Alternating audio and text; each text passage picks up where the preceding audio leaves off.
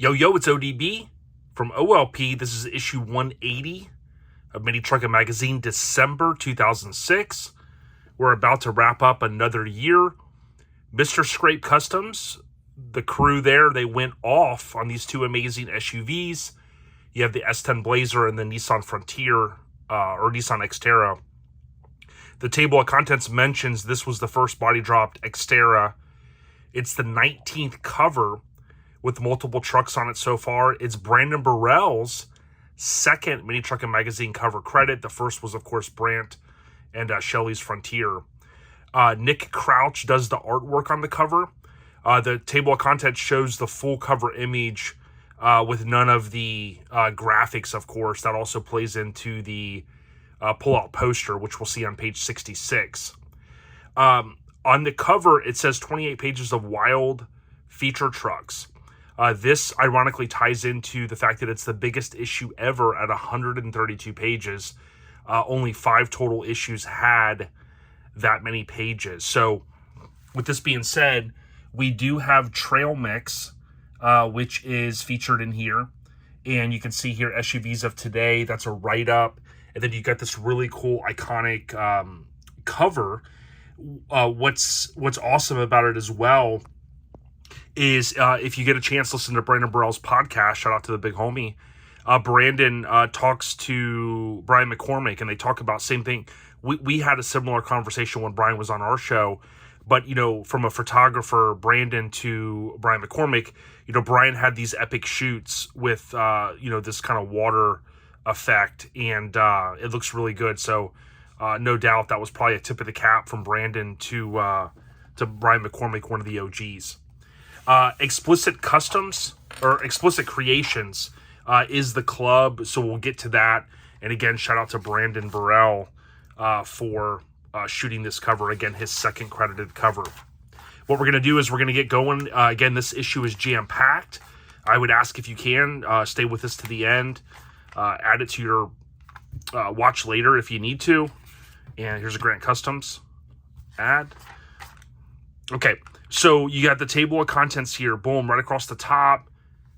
You see a ton of features. I think there's 8 features technically in here, which is great. You've got the Xterra right here in front of the bridge. And here is the image I was talking about that basically is the poster.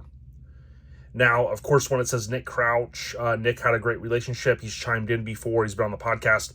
You know, the background and everything there would have been superimposed in. And we'll be able to kind of see where these were shot. So it kind of gives you an idea of the background and then what it is transformed into naturally, which looks damn good. Again, Nick Crouch, always love linking up with him. Good dude. Rest in peace, Ernie Macias on the left. There can only be one. Draggin Thru. Mike Alexander talks about Ernie coming on board. Asphalt Junkie with with Chad Lucas. He will talk about leaving the publication but not going to another magazine. MT News, you have Showfest in here. So keep in mind this is December 06. Showfest would have happened May of 06. That was the one year I did not go. My son was about 8 months old. So I opted not to go. And this is, you know, bye to the best. Of course, Showfest does come back a few years later. Different town, different vibe. But it's one of the all-time greats. Here you have Randy Griffin's 88 Toyota pickup from Twisted Fantasies. And then on the right, you have Shawn's 93 Mazda B2600i. Both looking awesome. Again, color. It seems like I kept waiting to talk about from color, you know, black and white to full color. And I think we're technically there now. Unfortunately, it just didn't seem like a huge cutover, unless I forgot to mention it. But you can see, of course, Construction Zone is in color. Here we have Rusty Kearns, 93 Chevy S10, Wild Dime from North Carolina, super clean. And shout out to the good old Joe Greaves. He shot this one. Joe loves, and I think he's technically retired. Brandon Burrell did a write-up on him. I'm thankful he did that in Street Trucks. But Joe loved shooting covers and features on the beach. Oftentimes right there in his, I think, stomping grounds of the St. Augustine area. But tip of the cap, 50 plus years in the truck scene. And he gave his time to the service. 2006 summer shocker, so pretty cool. This is in the era of just a lot of innovation with, doing crazy chassis and things like that. Really pushing the limits. You can see here, Jan's. Here they say old Toyota, so he must have had let it go. But that always tripped me out. I always thought that was kind of cool. You have your bag over the axle, but, making those spider bounce. I mentioned that when it was on the cover. Something different. Maybe not everybody likes it. I thought it was super cool. Again, love the layout here. You've got your basic write-up, but you've got decent-sized photos, nothing too small. You kind of start to see now in show coverage a lot of smaller photos, only because, they want to pack it in. But here you go. Severed, thrown up. The diamond. Crazy guy passed out. Okay, All in the Family. This was shot by Joe Greaves. Now, I was going to text my friend Matt Torgerson, but I didn't get a chance before this. At the time, this is, believe it or not, this is Dave Caldwell Sr. and Dave Caldwell III. Now, you guys can chime in. Is that David Caldwell that owned the Blazer? This is Tennessee, and that's where I think he lived. If I remember correctly, we got a chance to see this truck a good amount. I think it was in Florida, and I forget if Jody Hall worked on it first and then Matt worked on it, or vice versa. But this truck, I want to say it was bagged, then it went to juice, or vice versa. It was juice and it went to bag, something like that. But I think Matt did some work. Maybe Matt body dropped it.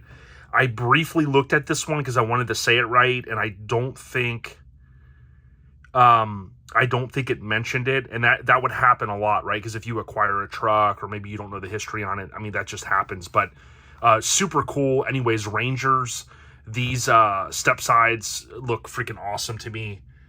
And shout out to my homie Kirk that lives near me. He's got a Ranger fleet side bed. But this one, I always dug it. Loved the two-tone. Didn't mind the graphic there in the middle. Super clean. You had the tail lights. A lot of guys were running then. The bed floor raised, so you didn't have a lot of storage back there, but everything was underneath. Kind of an era too when you would see the diamond plate on the floor mats, and then here you would also see a lot of guys like shaving the firewalls. Then you get you got your Parker valves or SMC valves in there, and then there is the third, I would assume, right? Cool that they also put a photo of the owner. Again, I've talked about that a little bit. Always thought that was cool. Okay, this is one by Michael Marks. Shot this thing, low Astro. Dude, this thing is super, super clean. Whether you're a van person or not, I don't think you can argue. I mean, I'm a huge blue and gray fan. That billet just looks great. You've got the barn doors, the work done on the rear bumper. You see the tag ties into the title, which oftentimes helped the person doing the write-up, right? They didn't have to come up with a name. This is out of Beaumont, Brad Spencer's. Super clean. Glass house, no tint. What? Super clean. If I was building a van, I'd be going for this right here, man. Love blue interior. I know it's not everyone's thing, but look how clean it is. It's just timeless. Tweed or not, man, this is a ride that I think you could pull up here, 18 years later, and people be like, damn, I think it's clean. Tip of the cap on that one. Laid out at the park. I eventually would go on to go to this show a couple years in a row. There's the S10 that was on the cover. Thing was pretty cool. This was a shout out to Jeffrey Dillard. This show was super cool, and of course, I went towards the tail end of it. Jeffrey was always cool, always accommodated when we went up there, so we could kind of cover it. I shot the show one year for Slam to Bag. It's still out there. We did the Brandt at Graphic Disorder. Shout out to Brandt and Shelly and team. We did their open house, and man, that just was a fun show. But very, very cool area up there. Okay, here is Waiting Game. And this is also shot by Brandon Burrell. He did a bunch of features in it. Hard to go wrong with a square body Blazer, bodied with suicide doors. I think they just look fantastic, especially with billets, especially with the clear glass, aka glass house. And then this feature is perfect, you know. Kind of reminds me a little bit of, if, you know, again, Brandon's a great photographer. You got that front 3/4 shot, you got that rear 3/4 shot, and then you got a lot of other additional photos which look fantastic. You know, Brandon has been crafting his craft a very long time, and, you know, tip of the cap, brother. He's a jack of all trades, and certainly here Eric Tate's 89 Blazer, super clean. I dig it. I'm going a little bit slower through this one. Again, there's a lot of pages. Stick with me to the end. You know, even if you got to walk away, let these videos play. It helps our channel. Here's STC, also known as Scrapin the Coast. Rest in peace to our friend Greg Miller, one of the key linchpins there at Custom Car Show Productions. Been with us since the beginning. They're carrying on that tradition. Of course, this show is in the Mini Truck Hall of Fame. There's a black and white photo there. Not sure how this happened, but somehow this is the only black and white picture in the whole issue. Maybe they're not technically all color yet, right? But this show obviously, you know, started right around the time of the hurricanes coming, you know, in that area. You know, you think Katrina, I think, was 20 years ago. And it's a staple down there. Okay, here is the image that Nick, obviously, and again, Nick has chimed in. I appreciate him chiming in the past with some of the intel. But very, very cool cover shoot, dual trucks, and this is fantastic. You know, Brandon Burrell and his magic. Upper right corner, we can see Brandon Burrell, and then artwork, Nick Crouch. Super clean. Look at that. Picture perfect. And then here you go. And they may have even gotten me on the water too. I couldn't remember, but obviously this is where the trucks were shot, right? They would have moved them around. This is pretty cool because you've got a loading dock area. They did the graphics. So, you know, shout out to the artwork team that did this, you know, tied in the graphics, you know, the blue from the Blazer, as well as the Xterra. This is Team Scrape, two mind-blowing SUVs that tied into the cover. And then, oh, by the way, you basically have two features out of it, so which is super cool. This is awesome, kind of in the era when a lot of people were running, definitely at shows. And BAD, shout out to them. They were some of the first guys. Mitch Henderson, rest in peace, and a lot of guys were running the billet license plates that you see here. And BAD was making a lot of those in this era. Super clean, love this feature. That front 3/4 shot, Jared Franklin's 02 Nissan Xterra. Now, I could see Brandon could maybe chime in. This this layout, this area looks obviously different from here, but it looks different than from here. So I'd be curious if, let's see what the next one. Yeah, and we can see here, this one is where the last pages were shot, and then this one looks more like a little bit more industrial, or maybe less industrial. And then here you go. So maybe it was a couple different times that they had to take these photos. Brandon would have to chime in because here it looks like it is wet around the Blazer. I don't know, man. They're good. This is Motivator, super clean. Again, I am a big fan of these Blazers, even the round bodies. This is a 9.7. Pretty cool. Got a lot of stereo, so I think it took up most of the back seat. But super cool. But I always like to look at, you know, kind of some of what we're looking at here to try to dial in some of the details. And then again, this is super cool too, how this was one of the first times I can remember, you know, one cover, but two features that kind of really come out of it. Wasn't certainly the first time, but it was kind of cool how they did the write-ups. You had the lowdown, boom. So you got the green and the blue. Remember, I do these in 4K, so you can always bump it up if you need to. SUVs of today, this tied into the cover. Talking about the HHR, you know, there was a lot of buzz around that when it first came out. You got the Pathfinder, of course, the newer style version that comes out. Some of Nick's work, I think, there. Pretty cool. Mini Truckin Lyfestyle.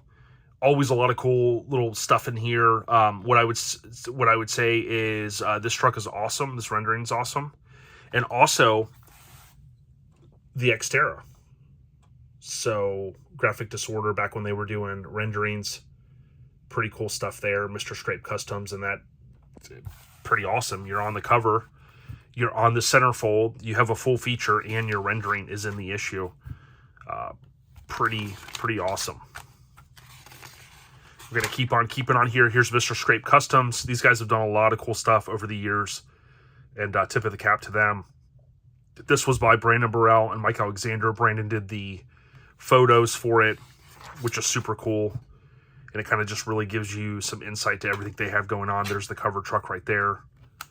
There's the Blazer. Put some finishing touches on it.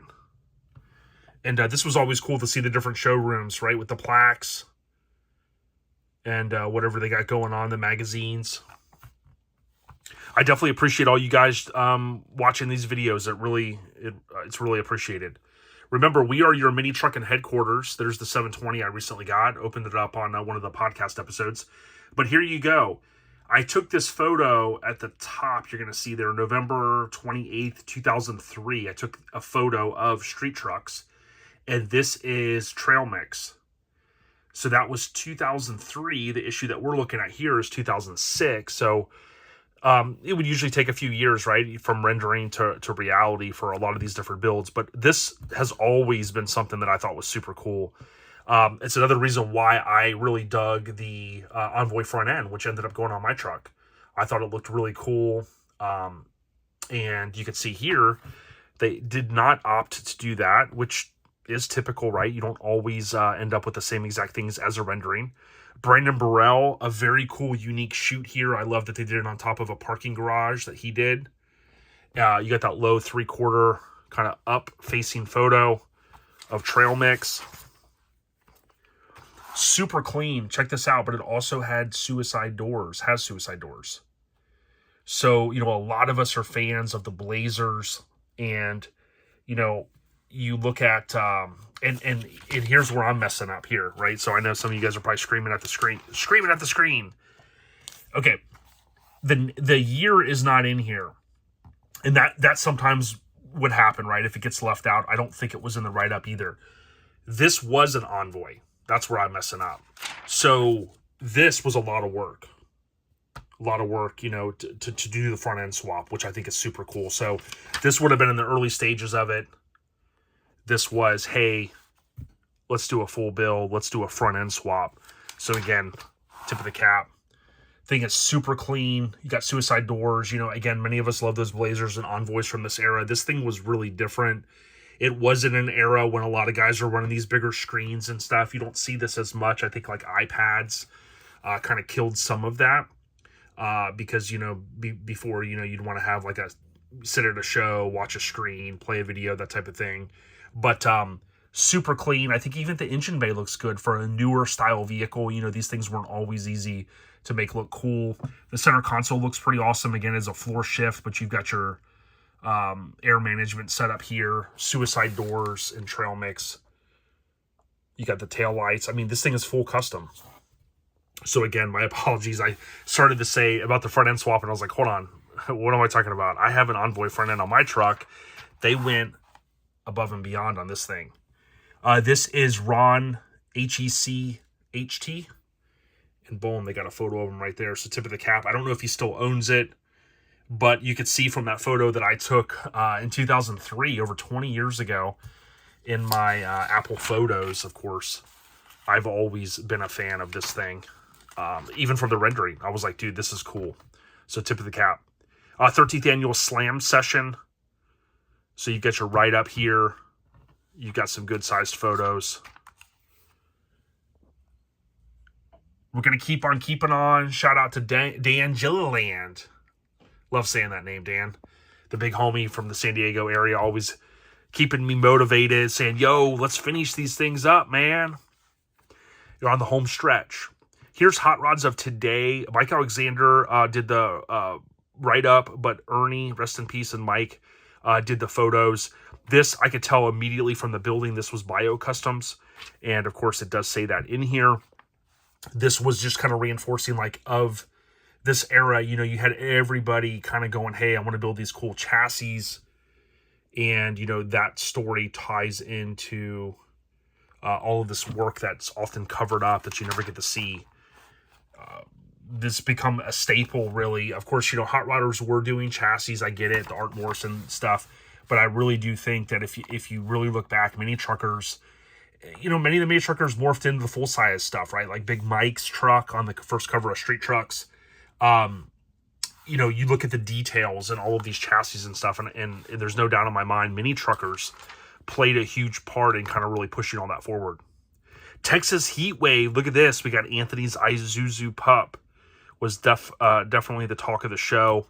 We had Anthony on. Shout out to Anthony. Good dude. Just built one of the baddest trucks ever. There's no doubt in my mind. This, ironically, right before I started this, I jumped on Facebook for just a minute, and this truck was up for discussion. Someone had posted it, and the Mini Truck and where are they now? And they, you know, it got tossed around ideas that, hey, it was recently up for sale. Recent cover truck. But it's definitely one of the coolest. I think the last time I saw it was May 2017. Took some cool 360 photos with the 360 camera I got. It's one of the all-time greats, dude. And there's no doubt in my mind that truck will eventually be in the Mini Truck Hall of Fame. Okay, so we got Jennifer Carlton. So this was Bill Carlton's wife, I believe. 04 Cadillac, so probably a unique opportunity for a Cadillac to be featured in Mini Truckin'. Houston, Texas, of course, negative camber. I got a chance to see this thing, if I remember correctly, possibly not painted. It seems like I saw it at Lake Charles one year that we went. Possibly. Seems like I saw it somewhere, but this is super cool. 2-week Wonder billet wheels, 04 Cadillac SRX. Pretty cool. It kind of had that good mix of extensive, you know, kind of a low stance overall. Of course, it's got the cool feature with the roof, got the extensive logo on the front, all the painted dash, big stereo, super clean, kind of stockish interior for the most part. Real clean. Awesome to see that thing featured. You got riding around here. I know I don't spend a lot of time, and some of you guys want me to spend a little bit more time, so I'm going to just kind of go here in case you need the screenshot or anything. And again, shout out to everybody that watches these videos. It helps the channel. If you want to go a step further and you want to become a member, you can do that. I think the second member up, not the low member, but the second one up and higher, you get access to the videos and podcasts early. Here's Asphalt Junkie. I mentioned the final straw. Chad Lucas talks about that he is going to be transitioning to a new job. He's not going to any other publication or doing anything in the automotive journalism world. Shout out to the big homie. He recently had surgery. You got a Mighty Max here, looking awesome. You got more ads. And you got graffiti. Check out this switch box. Nests. You've got the cover, and then there you go. So if I would have looked at this, Brandon's probably screaming at the screen earlier. If I would have looked at this, and I don't usually look through these all the way, I did thumb through this one. This would have reminded me. There you go. There's the evidence right there. So maybe Brandon or someone can chime in if they did shoot it at a couple different spots. There you go. Look at the Mazda. It's pretty cool. And there's the Mazda on the cover with something else I don't really want to see. I did want to mention one thing here, and then we'll wrap this up. I think paper cuts. I forgot to mention this. I think I skipped this page. That's what happened. Okay, so we got WhazzUp with that photo that's still in there. Again, that photo has probably appeared in more Mini Truckin' issues than any other photo. More on that in the future. Rest in peace, Ernie Macias. With the micro cab, not an extended cab mic. And we've got, again, the evidence that we talked about there with the spray out, with the water. And then Ron Perkins's Irregular cab with the window fixed. I talked about that. If you're new to the channel, please consider subscribing. It's free. Check out the podcast. All of the episodes from 2024 going forward are on the channel here. All of these Mini Truckin' magazines are all in folders or in playlists, if you will, so you can check them out. You can watch them. You can reference them. And let's keep on keeping on. This is issue 180, Mini Truckin' magazine. We're going to round out 2006. Next, we're going to be back with January 2007, the little shop Blazer with Toyota front clip. Stay on the rise, everyone. We out ya. Peace.